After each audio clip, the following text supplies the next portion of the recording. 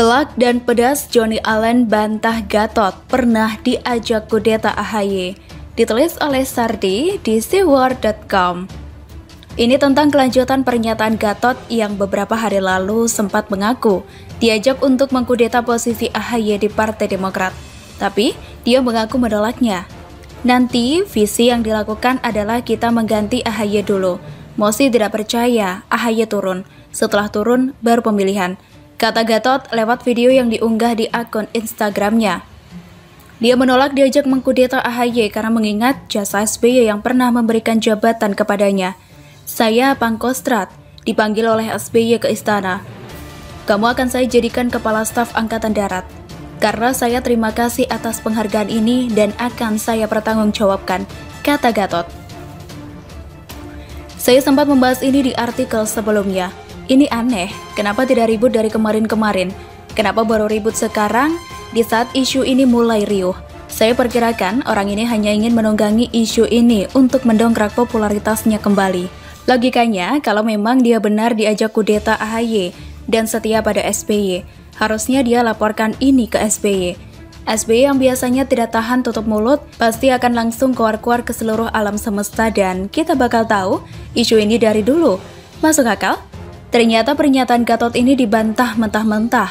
Sekretaris Jenderal Partai Demokrat Kubu Muldoko, Johnny Allen Marbun, meminta Gatot tak asal beri pernyataan soal pengakuan tersebut.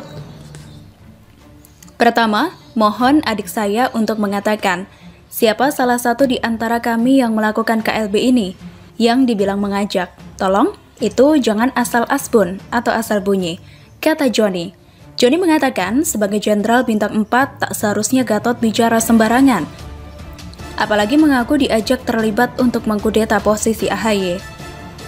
Sebagai seorang panglima jenderal, bintang 4 tidak mudah, tapi jangan asbun, katanya. Lebih lanjut, Johnny mengatakan, pihaknya tak mungkin mendorong nama Gatot menjadi ketua umum Demokrat hasil KLB. Alasannya integritas Gatot dipermasalahkan. Kedua, soal integritas nggak mungkin kami mengajak dia. Ingat siapa yang mengangkat dia jadi panglima, Jokowi, kata dia.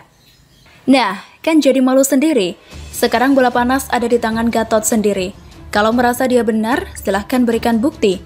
Kalau diam saja, berarti benar dia cari sensasi saja. Setelah sekian lama dirinya tidak disorot oleh media.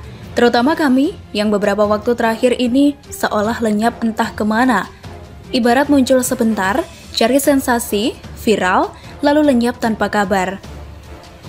Gatot harusnya tidak menggunakan cara seperti itu untuk membuat sensasi. Apalagi, Gatot ini pernah menjabat sebagai Panglima TNI. Jabatan yang bukan main-main. Integritasnya dipertaruhkan. Kalau ngomong harusnya benar-benar bisa dipertanggungjawabkan. Bukan asal ngomong yang melebar kemana-mana, apalagi terkesan ingin cari nama, agar dapat simpati dan masyarakat berpikir, wow, Pak Gatot sungguh berintegritas dan gentleman. Boleh sih mau cari muka, tapi sungguh tidak etis menggunakan cara seperti ini, apalagi kader Demokrat sudah membantahnya langsung. Sejak tidak lagi menjabat sebagai Panglima TNI, Gatot memang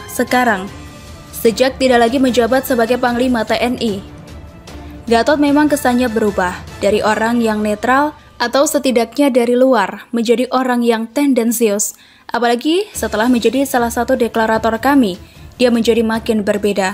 Lebih parah kalau kata orang awam, apakah ini karena dia bergabung dengan kelompok sebelah yang notabene sakit hati terhadap Jokowi, sehingga dia sendiri pun ikut ketularan. Beberapa kali dia membuat manuver yang melewat batas. Kadang sesekali dia play victim meski tidak sehebat SBY yang hobi prihatin itu. Kadang dia membuat pernyataan yang tendensius dan memojokkan. Tentu kita bertanya-tanya apa maksud dan niatnya dibalik semua ini. Jawaban yang masuk akal adalah Gatot ingin ikut menikmati kursi kepemimpinan di politik. Dia pernah digadang-gadang sebagai calon presiden pada pemilu 2019, meski namanya kemudian hilang. Niat seperti itu tidak mudah. Salah satu faktor penting yang harus terpenuhi adalah bisa dipercaya masyarakat. Harus bisa mengambil hati dan simpati mereka, yang artinya Gatot sangat butuh popularitas, namanya harus dilejitkan agar elektabilitas naik. Apakah karena ini? Gatot selama ini berkuar-kuar membabi buta. Kalau benar, sungguh memalukan aja sih. Bagaimana menurut Anda? Asli sadis anak buah AHY. Habis santet terbitlah baku tikam untuk mencelakai Muldoko. Ditulis oleh Fahri Fadli di sewar.com. Ada banyak cara untuk mengetahui karakter asli seseorang. Kalau seperti kata Abraham Lincoln, beri dia kekuasaan. Dan ada betulnya juga sih pernyataan Om Lincoln ini. Kita perhatikan saja beberapa orang yang telah berkuasa. Tidak sedikit di antaranya yang justru menampakkan karakter berbanding terbalik dengan saat ia jadi orang biasa dulu. Contoh saja yang paling nyata adalah Anas Urbaningrum, si mantan Ketua Umum Partai Demokrat. Sebelumnya, ia adalah idealis sejati, aktivis besar, pernah menjabat sebagai Ketua Umum PBHMI. Setiap ada kebijakan pemerintah yang salah, pasti dikritiknya. Dan tidak jarang ia turun ke jalan untuk menyampaikan aspirasi. Tapi, ketika dia berkuasa, terpilih jadi orang nomor 1 di Partai Demokrat dan menjadi anggota DPR RI, nyolong juga. Nyolong duit proyek Hambalang, hingga pusat olahraga kebanggaan SBY itu menjadi candi sekarang. Selanjutnya, karakter asli orang juga bisa muncul ketika ia tertimpa masalah.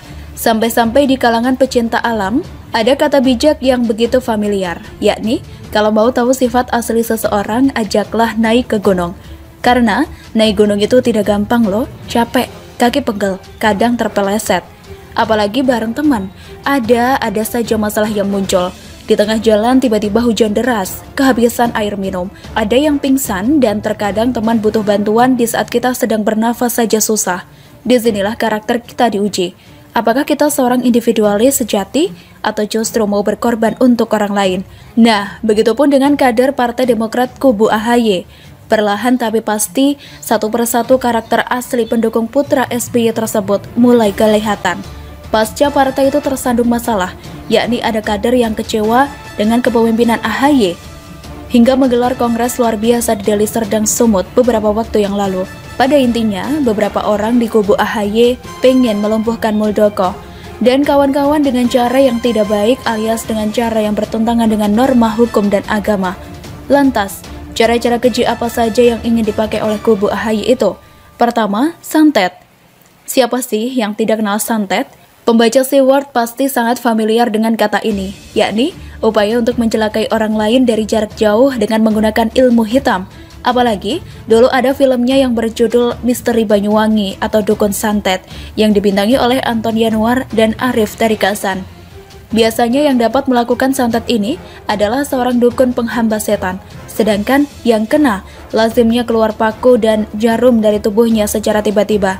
Nah, ilmu santet inilah yang rencananya mau digunakan oleh Ketua DPD Partai Demokrat Banten, Iti Oktavia Jayabaya, untuk menciderai Muldoko. Saya Iti Oktavia Jayabaya, Ketua DPD Partai Demokrat Provinsi Banten, beserta Ketua DPC dan seluruh anggota DPRD di mana saya diberikan amanah dan pemilik suara yang sah sebagai Ketua DPD. Kami menolak KLB ilegal dan Banten tidak gentar.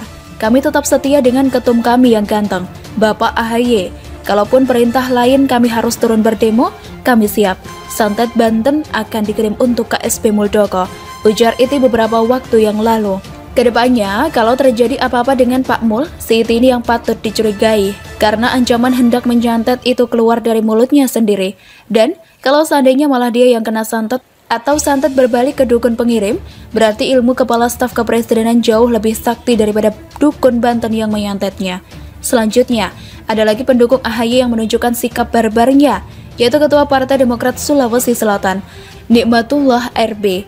Ia baru saja menyebarkan ancaman yang mengerikan, yaitu menabuh genderang perang dengan mengatakan, budaya asli Sulawesi Selatan tidak suka adu mulut namun langsung baku tikam. Kami dari Sulawesi Selatan, mulai sejak hari Jumat yang lalu, sudah mengatakan kami siap perang. Mohon petunjuk kepada Ketua Umum, karena kami di Sulawesi Selatan tidak suka bertengkar mulut. Tradisi kami baku hantam, ujar Nikmatullah dengan nada menyala-nyala bak Rizik yang lagi orasi. Ia pun mengatakan tetap setia mendukung AHY. Saya, Nikmatullah, Ketua DPD Partai Demokrat Provinsi Sulawesi Selatan, menyatakan pada hari ini tetap tidak ada ketua umum lain di Partai Demokrat. Hanya ada satu ketua, yaitu Mas AHY. Lanjutnya lagi. Gak segitunya juga keles, mau ngajak perang dan baku tikam segala. Ntar kalau dilaporin ke polisi terkait ancaman pembunuhan dan ujaran kebencian baru menyesal, ngomongnya kilaf dan minta maaf. Hehehehe.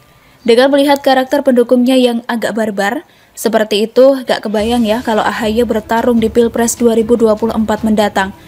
Bisa-bisa nanti saat debat kandidat berlangsung, keluar jarum, paku, beling, dan rambut dari perut sang capres lawan.